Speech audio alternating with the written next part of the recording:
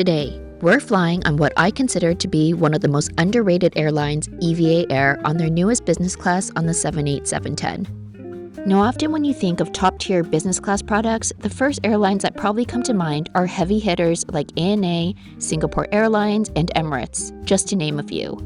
But I think as we take this flight today, we will see that EVA Air Business Class deserves a little bit more recognition than I feel it gets. But we'll also talk about the one thing that's stopping EVA Air from being truly great.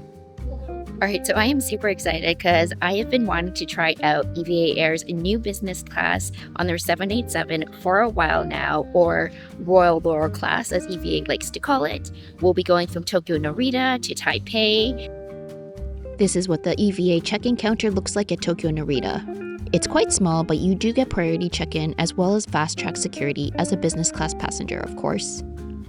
All right, so I am just at the lounge right now. EVA, unfortunately, doesn't have their own lounge here at Tokyo Narita, but you do get access to the United Lounge or the ANA Lounge since they're both Star Alliance partners with EVA.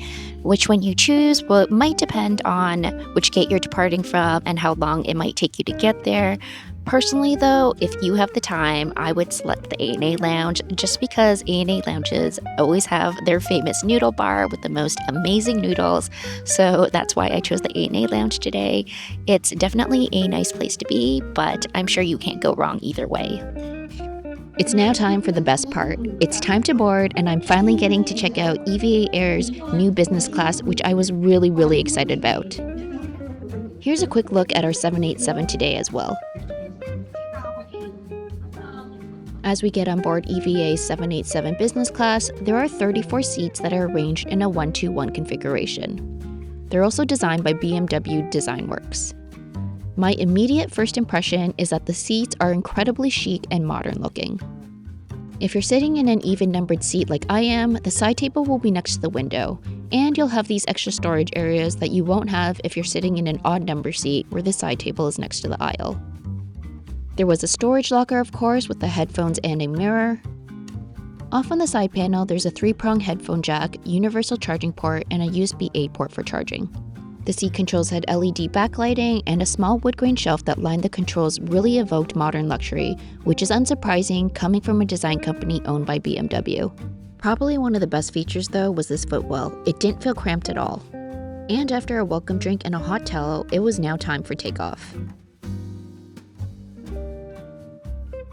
Here's a quick look at the drinks menu. It's pretty extensive given this is a short 4-hour flight. Feel free to pause if you'd like to read it in more detail. After popping out the tray table from the side, I ordered the Amber Dream drink, and we were also given a small container of mixed nuts.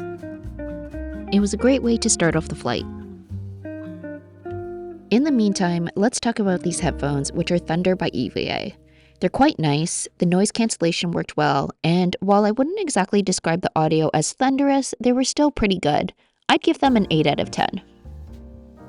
And since this was a short daytime flight, there was no amenity kit, but we still did get slippers, a pillow, and a blanket. The blanket was 100% polyester though, so not exactly the most luxurious. It's now time for the main meal.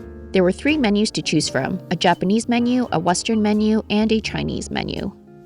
Now normally I'd probably choose the Japanese menu, but the Chinese menu featured dishes from Din Tai Fung. And when you're on a Taiwanese airline and there is Din Tai Fung, you get the menu with Din Tai Fung. But let me know in the comments down below which menu you'd choose. Now even though they weren't serving Din Tai Fung's famous soup dumplings or the cucumber salad we all know and love, it was still probably one of the best meals I've ever had on an airplane.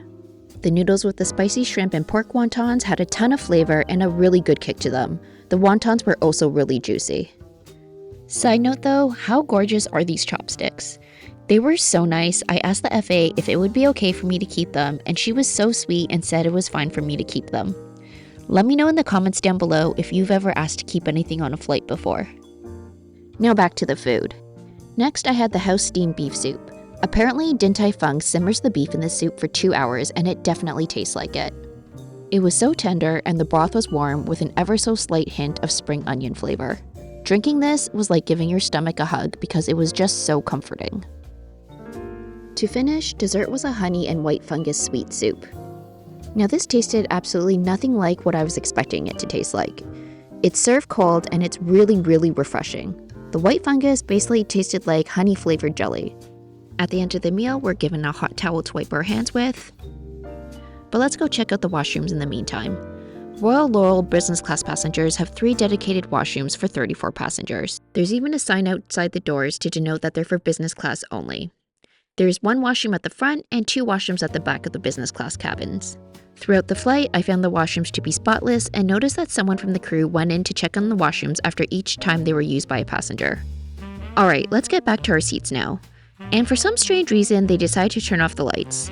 On longer flights, I can understand how this might help with jet lag, but this was a 4-hour flight that takes place entirely during the daytime, and there's only a 1-hour time difference between Japan and Taiwan, so I'm not really sure how helpful this would be or if it's even necessary, especially since there was only 45 minutes left in the flight at this point. Anyways, here's what the bed looks like in lie flat mode. In lie flat mode, it's 73 inches and the seat width is 23 inches between armrests. And this is what it would look like if you wanted to sleep. Now let's check out one of the nicest things about this seat, which is the IFE. This IFE is truly stunning. It's 18 inches and it's incredibly crisp and clear. There's also a remote you can use, but I found it wasn't really necessary since the IFE is close enough to be easily reached from your seat. I did find the screen to be slightly laggy. You can see it takes a few seconds before actually swiping. The movie selection was quite extensive, especially the international options, and as for the TV shows, they did in fact have full seasons, which was really nice. And just 20 minutes after turning off the lights, they have now turned them back on because it's now time to get ready for landing. Alright, so since we're about to land soon, let's talk about how much all this cost. So one way from Tokyo Narita to Taipei was $1,032. The only thing that was really, really horrible about this flight is how short it was. I wish it were longer. Overall, both the food and service were excellent. The cabin is gorgeous, but I think one of the biggest drawbacks of EVA is that they don't fly this cabin on many long-haul routes. It's mainly reserved for shorter flights like this one. Between Taiwan and North America specifically, only the Seattle route has this newer aircraft, whereas all other North American routes are serviced by their much older and dated 777s.